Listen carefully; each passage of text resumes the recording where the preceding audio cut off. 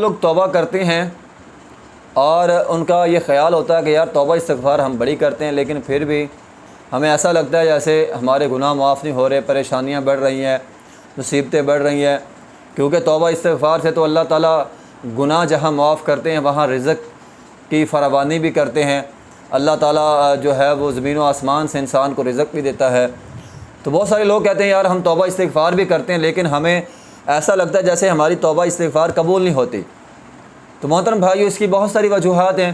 آج ایک وجہ آپ کے سامنے جو ہے وہ بیان کروں گا۔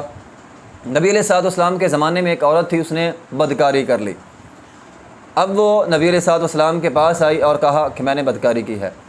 اب وہ شادی شدہ بھی تھی، تو اسلام کے اندر شادی شدہ بدکار عورت کی سزا رجم ہے۔ تو اس نے آ کر کہا اللہ کے رسول مجھے رجم کر دیجیے۔ دیکھیں یہ بہت بڑی بات ہے کہ انسان اعتراف کر لے کہ میں نے گناہ کیا ہے اور اسے پتہ ہو کہ اس کی سزا جو ہے وہ رجم ہے۔ نبی علیہ السلام وہ چونکہ حاملہ تھی تو آپ علیہ السلام نے فرمایا جا چلی جا، جب بچہ پیدا ہو جائے گا پھر آ جانا۔ وہ عورت جو ہے وہ چلے گئی۔ جب بچہ جو ہے وہ پیدا ہوا تو وہ عورت جو ہے وہ پھر واپس آ گئی، بچے کو اس نے اٹھایا ہوا ہے۔ نبی علیہ السلام نے کہا جب یہ کھانے پینے کے قابل ہو جائے گا پھر آ جانا۔ اس نے جلدی اپنے بچے کو کھانا پینا سکھا دیا، اب وہ پھر آ گئی۔ نبی علیہ السلام نے صحابہ کرام کو حکم دیا، صحابہ کرام نے اسے پتھر مار مار کر رجم کر دیا۔ نبی علیہ السلام بعد میں اس کا جنازہ پڑھانے لگے۔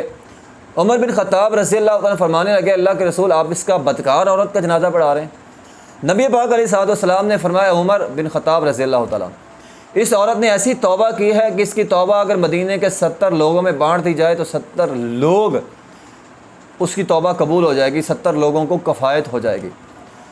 تو محترم بھائیو، ہماری توبہ ایسی ہونی چاہیے کہ توبہ ہو انسان کو پتہ میں مرنے والا ہوں۔ وہ بندہ کیسی توبہ کرے گا جسے پتہ ہو بھی مجھے پھانسی ہونے والی ہے، تو وہ کیسی توبہ کرے گا؟